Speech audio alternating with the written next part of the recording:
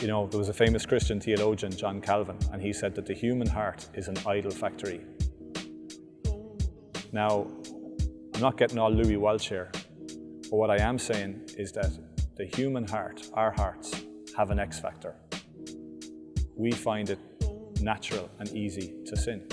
We're natural born sinners. There is so much going on, there's so many issues that sometimes it's hard to see which one is the main one. But for God, it's very simple. There is one main issue, and that is sin. Now, when we think about sin, sometimes we get a little bit all over the place. The way that God views this is in two different ways. There is the sins that we commit, there's the things that we do wrong. But there's also, the more I kind of live out my life and the more I walk with God, the more I realize that actually the bigger issue is my sin nature. Not so much my sins that I commit, but my sin nature. The way that I am naturally, the way that I naturally sin, the way that I can so naturally do what I shouldn't do, think what I shouldn't think, act how I shouldn't act. You know, we make idols of anything and everything.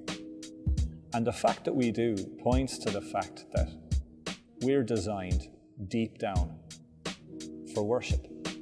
We're designed to look up to something, to somebody. We're designed to worship something or somebody. You know, a common thing that people, or a common response that I get from people when they watch my videos is that, yeah, I'm not really into that religious thing, you know, but I am spiritual. And I think that that response itself is a pointer to the fact that many of us are spiritual people. We believe in something greater than ourselves. We are looking to connect with something greater than ourselves. We believe that there is something other, that there is something transcendent out there that's beyond us, that's greater than us. But sadly, a lot of times we go looking for answers and looking for that something other in the wrong place.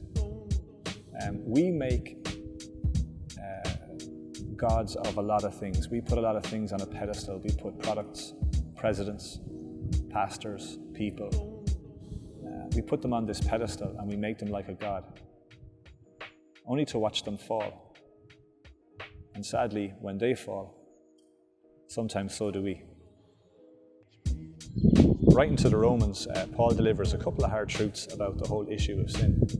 He says that we all sin, that's me included. We all sin and we fall short of the glory of God. It's not just about our sins, it's also about our sin. I'm not a sinner because I sin. I sin because I'm a sinner. Jesus just didn't die for our sins, he died for our sin on the cross. His blood deals with what I do or what we've done, that's our sins.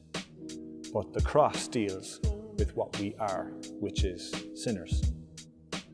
The blood disposes or washes us of our sins, while the cross strikes at the root of our capacity for sin. Our sin nature was crucified with Jesus on the cross. He took any punishment, blame and responsibility for the wrong I did, and I do, but also his death empowers me for new life.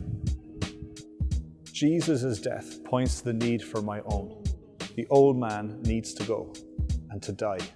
And like Jesus, the new man needs to come to life and be resurrected. I need to be born again. I need a new normal.